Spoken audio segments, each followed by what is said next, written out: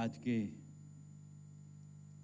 शैक्षिक महासंघ द्वारा आयोजित वैश्विक पटल पर भारत का पुनरुत्थान इस विषय पर अंतर्राष्ट्रीय सेमिनार में मंच पर उपस्थित दिल्ली विश्वविद्यालय के कुलपति प्रोफेसर योगेश सिंह जी, अखिल भारतीय शैक्षिक महासंघ के राष्ट्रीय अध्यक्ष प्रोफेसर जेपी सिंघल जी, शैक्षिक महासंघ के राष्ट्रीय संगठन मंत्री श्री महेंद्र कपूर जी, मंच पर उपस्थित professor Narayan Lal Gupta ji, professor Ravi Prakash ji, professor Virendra Bhardwaj जी, प्रोफेसर गीता जी और इस सभागार में उपस्थित शैक्षिक जगत से जुड़ी हुई सभी प्रबुद्धगण।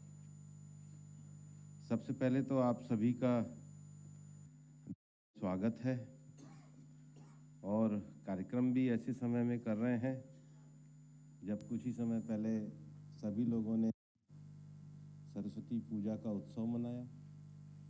तो सरस्वती पूजा के उत्सव के बाद एक अच्छी मानसिकता के साथ आप दिल्ली में एक सकारात्मक विषय को लेकर के उपस्थित हुए हैं। आप सभी का बहुत बहुत अभिनंदन और स्वागत करते हैं। मेरे पूर्व के वक्ताओं ने पिछले 10 वर्षों में भारत में आने वाले परिवर्तन, भारत में विकास के जो नए प्रतिमान बनाए जा रहे हैं उसके संबंध में आंकड़े और नए भारत के संकल्पों को आपके सामने रखने का प्रयास किया है। पिछले 10 वर्षों में प्रधानमंत्री श्री नरेंद्र मोदी जी के नेतृत्व में जो प्रगति के नए मुकाम हमने हासिल किए हैं, वो मुकाम केवल और केवल कोई विश्व की अन्य व्यवस्थाओं की नकल करके मुकाम हासिल नहीं हुए। ये मैं आपको अपने अनुभव से बता सकता हूं कि दुनिया की जब पर्यावरण वार्ताओं में हम जाते हैं, चाहे वो विश्व के तापमान बढ़ने के लिए कॉन्फ्रेंस ऑफ पार्टीज हो, विश्व की बायोडायवर्सिटी को बचाने के लिए COP हो, डेजर्टिफिकेशन ऑफ लैंड के लिए हो, या United nation education environment assembly हो, उन सब विषयों में भारत ग्लोबल साउथ का नेतृत्व रखते हुए एक वैश्विक विकास की नई समझ को प्रधानमंत्री जी के नेतृत्व में आगे रखता है। और यही कारण है कि दुनिया में जो नए वातावरण के संकट पैदा हो रहे हैं, जब प्रधानमंत्री जी के द्वारा मिशन लाइफ या एनवायरनमेंट फ्रेंडली लाइफस्टाइल का कंसेप्ट रखा गया, तो आज दुनिया की सभी पर्यावरण वार्ताओं में इस सस्टेनेबल डेवलपमेंट मॉडल को कहीं ना कहीं किसी ना किसी रूप में सभी डिक्लेरेशन में हम पाते हैं। ये भारत के नेतृत्व की उपलब्धि है। और पिछले दिनों जो G20 हुआ और G20 में हम दिल्ली डिक्लेरेशन को दुनिया में एक सहमति का स्थान दिलवा पाए, उसके पीछे सबसे बड़ा कारण भारत का नेतृत्व और माननीय प्रधानमंत्री जी का विजन है। और पिछले 10 सालों में जो परिवर्तन हुए हैं, उन परिवर्तनों को बहुत सारे लोग अलग अलग तरीके से व्याख्या में करते हैं, लेकिन अगर प्रमुख 7 पॉइंट में अगर उसको बांटा जाए कि पिछले 10 सालों में सरकार के द्वारा जो परिवर्तन लाया है, उसमें सबसे पहला विषय है द आइडिया ऑफ भारतीयता इन प्रैक्टिस। 10 साल पहले अपनी भाषा को लेकर के, विकास की अपनी संभावनाओं को लेकर के, विकास की पैमानों को लेकर के कई तरह की चर्चाएं हुआ करती थी। अक्सर यह कहा करता था कि इंडस्ट्री और मजदूर साथ नहीं रह सकते, ग्रामीण और शहर का विकास साथ नहीं रह सकता। जो वामपंथी विचार दुनिया के और भारत के विश्वविद्यालयों में प्रभाव रखते थे, उनको लगता था कि संघर्ष ही दुनिया का एकमात्र रास्ता है। लेकिन जो भारतीयता का आइडिया है, संघर्ष नहीं विमर्श, उसके साथ हम बढ़ सकते हैं। और इसलिए अगर देश में नेशनल हाईवे बन सकते हैं, तो उतनी ही अच्छी संख्या में प्रधानमंत्री ग्रामीण सड़कें भी बन सकती हैं। अगर देश के शहरों का विकास हो सकता है, तो उसी हिसाब से हम आदर्श गांव भी बना सकते हैं। अगर विज्ञान से लेकर के सब विषयों में भारतीय भाषाओं की संकल्पना को भी आगे बढ़ाया जा सकता है, तो 10 साल में जो सबसे पहला विजन इस सरकार ने माननीय प्रधानमंत्री जी के नेतृत्व में दिया है, द आइडिया ऑफ भारतीयता इन प्रैक्टिस। दूसरा जो बड़ा परिवर्तन आप देखेंगे वो बड़ा परिवर्तन है भारत की जो सबसे बड़ी मानव संसाधन है उसका सही तरीके से उपयोग करना। हम लगभग ये भूल गए थे कि हमारा जो नेटिव विजडम है, हमारे जो विजडम के जो अपने महत्व हैं, उनको हम किस प्रकार से सम्मानित करें। और 10 सालों में अगर आप इस देश के जिनको पद्मश्री मिले हैं, पद्म भूषण अवार्ड मिले हैं, उन लोगों की अगर आप सूची उठा करके देखेंगे तो जो भारतीयता और भारत का जो ह्यूमन रिसोर्सेज है उसको सम्मान मिला है। और हमने अपनी जनसंख्या का भी जो भारत सरकार के द्वारा जो स्किल मिशन चलाया जाता है, जिसको हम अपग्रेडेशन ऑफ स्किल की बात भी करते हैं, और आज तो हमारे यहाँ पर जो ऑक्यूपेशन है देश भर में, वो जो ऑक्यूपेशन अनऑर्गेनाइज सेक्टर में है, ऐसे 29 करोड़ लोगों का डेटा आज भारत के ई श्रम पोर्टल के ऊपर उपलब्ध है। इस सरकार की सबसे बड़ी उपलब्धि है कि हमारे सारे ऑक्यूपेशन का डेटा हमारे पास है। और ये जो हमारी जो संसाधन है उसमें जो मेरे पूर्व के वक्ताओं ने कहा कि भारत ने 14.5 करोड़ लोगों को गरीबी की रेखा से बाहर निकाला है। मैं एक जगह जब चर्चा करने गया था और जब ये हम बहुत सारी बातें कहते हैं, अपना ज्ञान, अपना उपनिषद और सारे विषय बताते हैं, तो मैंने किसी को सहज रूप से पूछा कि इतना बताने के बाद भी देश का सम्मान क्यों नहीं बढ़ा। उन्होंने कहा जब तक अपने देश की 1/3 या जनसंख्या अगर गरीबी से पीड़ित हो तो दुनिया का कौन देश आपको मान्यता देगा। और इसलिए 10 वर्षों में आपने देखा होगा कि आवास, शौचालय, स्वास्थ्य, सड़क, ये जो मूलभूत सुविधाएं हैं वो अगर देने का काम किया है तो ये गरीब कल्याणकारी नीतियों के लिए प्रधानमंत्री जी के नेतृत्व में किया गया है।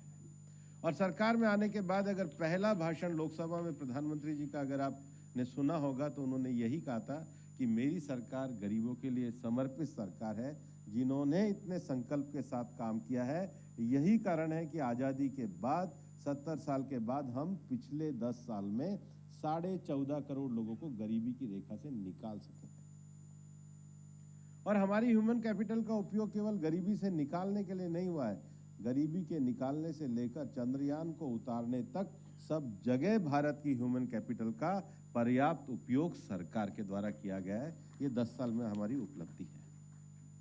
तीसरा जो विषय है, जो कई बार हम लोगों को लगता है कि भारत अगर 10 सालों में आगे बढ़ा है तो उसका कारण है कि प्रधानमंत्री जी के नेतृत्व में जिस विजन को लेकर के सरकार चली है उसमें गवर्नेंस ऑफ सैचुरेशन पे हमने काम किया। अगर प्रधानमंत्री जी ने कहा है कि देश में उज्ज्वला योजना जानी चाहिए तो सब अपेक्षित महिलाओं तक उज्ज्वला योजना पहुंची। अगर हमने कहा कि हर घर जल और नल से जल ये पहुंचाना चाहिए तो अपेक्षित 100% पे हम जा रहे हैं।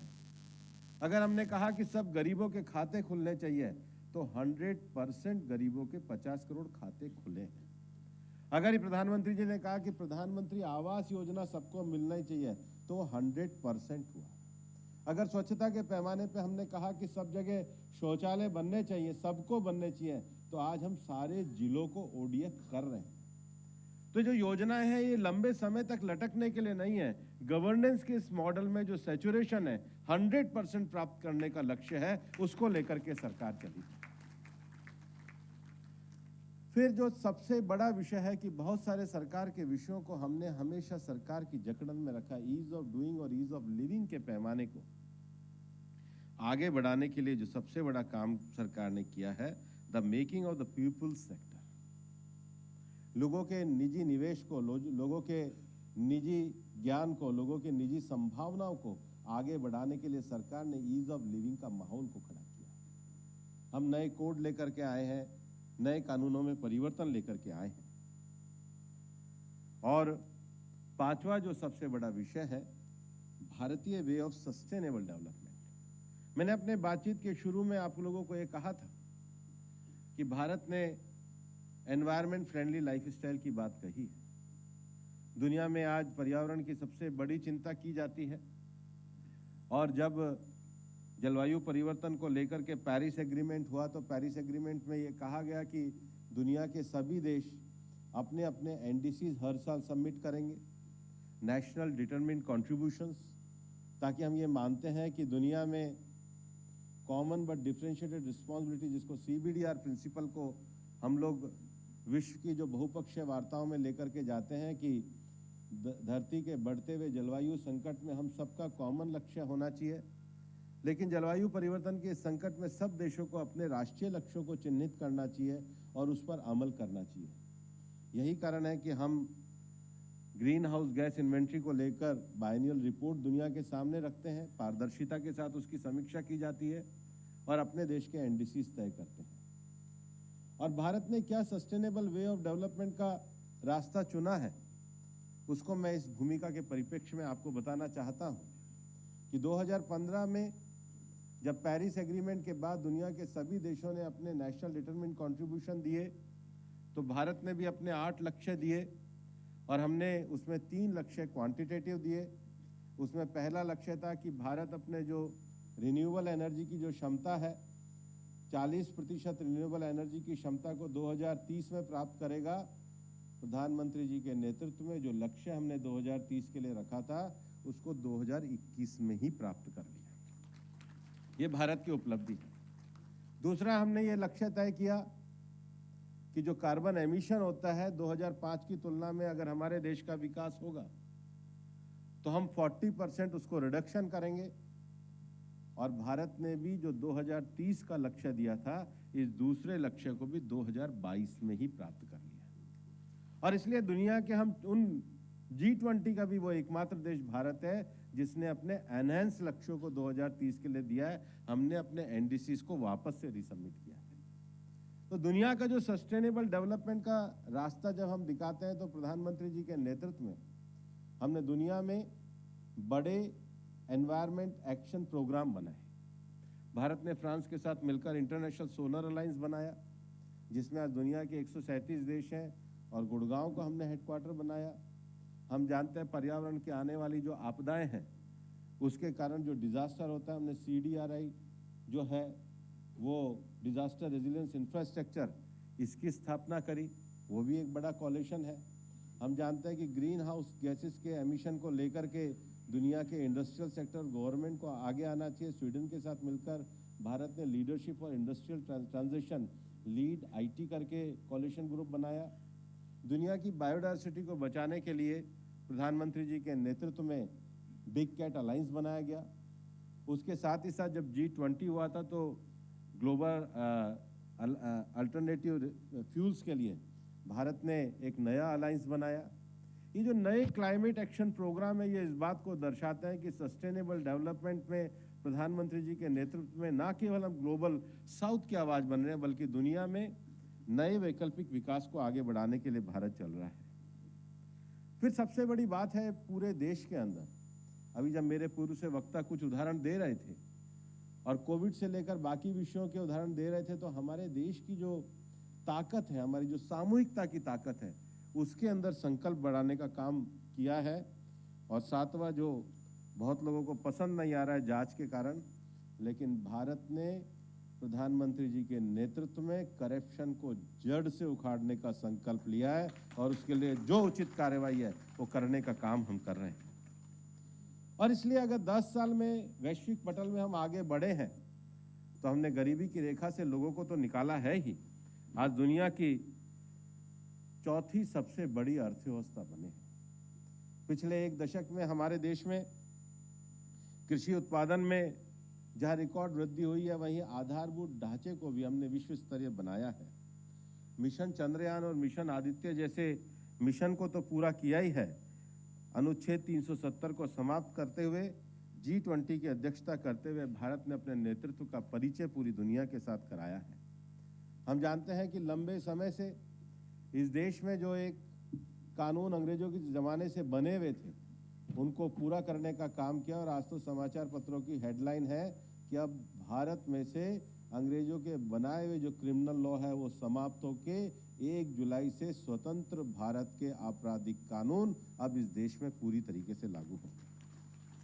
मैंने अपने वक्तव्य की शुरुआत में कहा है कि आवास, भोजन, बिजली, पानी जैसी मूलभूत सुविधाओं को तो हमने गरीबी को दूर करने का प्रयास किया ही है, पर युवाओं के भी कौशल प्रशिक्षण के कार्यक्रम को आगे बढ़ाया है। और यही कारण है कि भारत में 1 लाख स्टार्टअप पिछले 10 सालों में पंजीकृत हुए हैं। आज यूनिकॉर्न जो है पूरे दुनिया में हमारे 100 से ज़्यादा बन चुके हैं। और आज कृषि क्षेत्र में जो छोटे किसान हैं, उन छोटे किसानों को कर्जे से मुक्ति के लिए किसान सम्मान निधि योजना शुरू हुई है। और यहाँ पर तो 1/3 महिलाएं बैठी हैं। 1/3 रिप्रेजेंटेशन के लिए नारी शक्ति अभिनंदन अधिनियम को भी सरकार ने लागू करके जो पिछले लंबे समय से संसद और विधानसभाओं में जो प्रतिनिधित्व रहता था हमारी बहनों का, उसको पूरा करने का काम किया है। और इसलिए सरकार 5 विषयों को लेकर के काम कर रही है। विकसित भारत बनाने का लक्ष्य, गुलामी के हर अंश से मुक्ति प्राप्त करने का लक्ष्य, अपनी विरासत पे गर्व करके आगे बढ़ने का लक्ष्य, देश की सामूहिकता को आगे बढ़ाते हुए लोगों की एकता और एकजुटता को आगे बढ़ाने का लक्ष्य, और सबसे बड़ी बात है जिसके लिए आज शिक्षक लोग ज़्यादा काम कर सकते हैं और जिसके बिना भी भारत आगे नहीं बढ़ सकता है, वो है लोगों को अपने नागरिक कर्तव्यों को पालन कराने की शिक्षा देने का। कोई भी देश बिना नागरिक कर्तव्य के आगे नहीं चल सकता है और उसमें शिक्षकों की एक बड़ी भूमिका पूरे देश के सामने हमारी आ रही है। और यही कारण है कि सरकार नई शिक्षा नीति जो है वो नई शिक्षा नीति को लेकर के आज काफ़ी आगे बढ़ रही है। आप सब लोग इस समय नई शिक्षा नीति को लागू करने वाले लोगों में हैं। मेरा ये मानना है कि देश का हर सेक्टर अगर काम करे तो ज़्यादा अच्छा हो सकता है। हालांकि हमारे यहाँ अभी भी प्राइवेट सेक्टर और विश्वविद्यालयों का जो शोध का समन्वय होना चाहिए, उसका कहीं ना कहीं अभाव है। मैं जर्मनी से लेकर दुनिया की जितनी भी बड़ी यूनिवर्सिटीज़ में गया हूँ, वहाँ ये जो शोध की परंपरा है उसको काफ़ी आगे बढ़ाया गया है। लेकिन मुझे ऐसा लगता है कि शिक्षा क्षेत्र में नई शिक्षा नीति के माध्यम से भारत की आशाओं और आकांक्षाओं को आगे बढ़ाना चाहिए। नई शिक्षा नीति में हमने भारतीय भाषाओं को प्राथमिकता के रूप में रखा है और जब दुनिया की बाकी देशों में ये आगे बढ़ती है तो हमको भी उसको आगे बढ़ाना चाहिए। हमारे को इसके साथ ही साथ एक लंबे समय तक हम लोग कोर्सेज को बहुत ही जकड़ करके बैठे हुए हैं। जिसने पॉलिटिकल साइंस पढ़ाना शुरू किया उसने कोर्स को ही बदलने की कभी हिम्मत नहीं करी। पॉलिटिकल साइंस के साथ बाकी साइंस भी पढ़ सकते हैं, कभी हम कल्पना ही नहीं कर सकते थे। कोई अच्छा इकोनॉमिक्स के साथ कोई और सब्जेक्ट पढ़ सकता है, सोशल साइंस का, वो कभी कल्पना नहीं कर सकते थे। लेकिन हमको आने वाले समय में अगर भारत को आगे बढ़ाना है तो हमें इन सारे लिबरल विषयों की ओर आगे जाना पड़ेगा। हमारे जो शिक्षा संस्थान है वो भावी पीढ़ी के लिए नई शिक्षा दे रहे हैं, पर शिक्षा संस्थानों के हॉस्टल, शिक्षा संस्थानों में उनकी स्थिति, बेसिक इंफ्रास्ट्रक्चर, और मेरा ये मानना है कि ये हम सबका दायित्व है जिस पे माननीय प्रधानमंत्री जी का भी विज़न रहता है। अब हमारे मिडिल क्लास और हायर मिडिल क्लास के बच्चे जब वापस से जिद करेंगे कि बाहर नहीं जाएंगे, हम गोरखपुर या लखनऊ की यूनिवर्सिटी में जाकर के पढ़ सकते हैं, वो अपनी विश्वविद्यालयों का स्तर बनाने की हमारी ताकत है, लेकिन वो जिम्मेदारी आप लोगों की है। केवल भाषण देने से और केवल इकोनॉमी के विकास से भारत आगे नहीं होगा। इसकी अनंत संभावनाएं भारत के शिक्षा संस्थानों में ही लगी हुई है। ये विश्वविद्यालयों की बहुत बड़ी चुनौती है, ये शिक्षा जगत की बहुत बड़ी चुनौती है, ये हमारे शिक्षकों की बहुत बड़ी चुनौती है। और मुझे ये विश्वास है कि विश्व स्तरीय सुविधाओं के साथ हमारे शिक्षण संस्थान देश की भावी पीढ़ी को आगे बढ़ाने का काम करेंगे और दुनिया के भी आकर्षण बनने का काम करेंगे। आप एक समय देखिए, एक समय में 1920-30s में कलकत्ता विश्वविद्यालय को लगभग 3 नोबेल पुरस्कार मिले और उस समय हमारे विश्वविद्यालयों की स्थिति है तो 70 साल बाद हमारे विश्वविद्यालयों को नोबेल किसको मिलता है, उसकी प्रतिस्पर्धा और उसकी कैपेसिटी को बढ़ाने का काम ये हमारे को करना चाहिए। और सरकार के द्वारा केवल उच्च शिक्षा को लेकर के नहीं, बल्कि देश के प्राथमिक शिक्षा की स्थिति को सुधारने के लिए पीएम श्री स्कूल योजना को भी प्रारंभ किया गया। लेकिन ये सरकार पूरी तरीके से संवेदनशीलता को लेकर के प्रधानमंत्री जी के नेतृत्व में काम कर रही है और इसलिए आज विश्व संगठनों का जो नेतृत्व भारत कर रहा है, G20 तो आगे बढ़ा ही है, लेकिन आप सबको पता है, मैं तो खैर पर्यावरण मंत्री हूँ, दुनिया दो ही चीज़ों से परेशान है, बाहर का पर्यावरण और अपना अंदर का मन। और दुनिया के मन का समाधान करने के लिए प्रधानमंत्री जी के नेतृत्व में विश्व योग दिवस को शुरू किया गया है और आज तो दुनिया में स्थिति है कि 21 जून आते ही पूरी दुनिया योग दिवस मनाती है। ये वो जो जीवन पद्धति है जो हमारी चित्त की वृत्ति को भी रोकता है, लेकिन इसको भी आगे बढ़ाने की बात होनी चाहिए। प्रधानमंत्री जी के नेतृत्व में भारत ने ये बहुत आगे काम बढ़ाया है। उसके साथ ही साथ आज विश्व आर्थिक मंच पर जो भारत की भूमिका बड़ी है वो राष्ट्र प्रथम की भावना के आधार पर बड़ी है। मैं बहुत सारा डेटा भी आप लोगों को दे सकता हूँ, लेकिन डेटा का एनालिसिस करना और पढ़ना ये सब आप लोगों का कार्य है। लेकिन भारत मूलतः अगर आगे बढ़ेगा तो अपनी आत्मशक्ति और संकल्प शक्ति के कारण बढ़ेगा। 22 जनवरी को हमने देखा है पूरे देश में संविधान की एक तरीके से जो प्राण प्रतिष्ठा का कार्य है वो राम मंदिर के निर्माण के साथ प्रारंभ हुए हैं, लेकिन उसकी एक मूल बात पे आप विचार करिए तो दिशा मिलेगी। केवल राम मंदिर की प्रतिष्ठा करने से प्रधानमंत्री जी ये जानते थे कि विषय आगे नहीं बढ़ने वाला है। गीता में जो कहा गया है कि जो समाज के श्रेष्ठ पुरुष आचरण करते हैं, समाज उसी का आचरण करते हैं। 22 जनवरी को केवल राम मंदिर का उद्घाटन करने का संकल्प प्रधानमंत्री जी ने नहीं लिया। 22 जनवरी से पहले अगर आपने देखेंगे तो प्रधानमंत्री जी ने 11 दिनों का एक अनुष्ठान किया। आप अपने मन में विचार करिए कि देश के प्रधानमंत्री जी को क्या आवश्यकता थी कि उन्होंने ये 11 दिन का अनुष्ठान किया। हमारे देश में जो मूल मान्यता मानी जाती है वो एक ऐसे समाज का निर्माण के विषय मानी जाती है जिस समाज में नैतिकता हो, और नैतिकता का आग्रह केवल समाज को भाषण के द्वारा नहीं दिया जाता है। यम नियम जिसको हम कहते हैं, जिसके अंतर्गत व्यक्ति अपनी आत्मशुद्धि, तप और त्याग के माध्यम से समाज के प्रति एक सकारात्मक और मूल्य आधारित शासक का भाव उत्पन्न करता है, ऐसा 11 दिन का प्रतिष्ठान प्रधानमंत्री जी ने किया। और अगर आप देखेंगे तो उसकी शुरुआत उन्होंने कहाँ से करी? कोई भाषण दे के नहीं करी। नासिक के कलाराम मंदिर में सबसे पहले स्वच्छता के आग्रह के साथ उन्होंने करी। अपनी आंतरिक स्वच्छता और शुद्धता के साथ समाज के सार्वजनिक स्थानों की झाड़ू लेकर के सुरक्षा करने का भाव अगर ये देश का शासक देने की बात करता है, ये कारण है कि भारत आज उनकी संकल्प शक्ति के साथ आगे बढ़ रहा है। हमारी संकल्प शक्ति केवल नारे, भाषण और आडंबर में ना रहे। हमारी संकल्प शक्ति केवल पुरानी चीज़ों को रटे रटाए तरीके से बोल करके आगे ना रहे। हमारी संकल्प शक्ति हमारे कर्म के साथ हो और हमारा कर्म नैतिकता के आग्रह पे हो। भारतीय शैक्षिक महासंघ इन सारे विषयों को जीवंत बना करके आगे बढ़ा सकता है। तभी हम केवल आडंबरवादी नहीं, ज्ञान, विज्ञान, नई सोच के साथ आगे बढ़ें। और इसलिए मैं अंत में एक ही बात कहना चाहूँगा। लाल बहादुर जी ने कहा था, जय जवान जय किसान। अटल जी ने उसमें जोड़ा, जय जवान जय किसान जय विज्ञान। और अब प्रधानमंत्री नरेंद्र मोदी जी ने जोड़ा है, जय किसान, जय जवान, जय किसान, जय विज्ञान, जय अनुसंधान। और अनुसंधान की जो अपेक्षाएं हैं वो आपसे हैं। अनुसंधान की जो अपेक्षाएं हैं वो शिक्षा क्षेत्र से हैं। अनुसंधान की जो अपेक्षाएं हैं वही अनुसंधान कर सकते हैं जिन्होंने अपना जीवन एक विशेष विषय को दिया होता है।